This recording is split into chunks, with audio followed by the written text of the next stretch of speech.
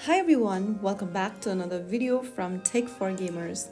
Today in this video, I'm going to be guiding you through how to change language setting in Clash of Clans game using your mobile device. To change the language setting in Clash of Clans, first of all, go ahead and open up the game on your device, and once you are in the game, tap on the gear icon at the bottom right corner right above the shop menu.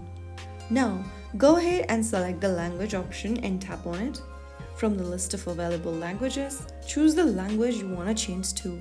Soon after you do that, click on OK, and this will restart the game to your selected language.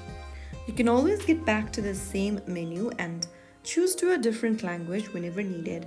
The game will then automatically restart and apply the new language setting. That's how you can easily change your Clash of Clans language setting within the application.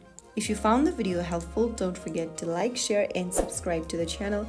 I will be back again in the next episode. Thank you for watching.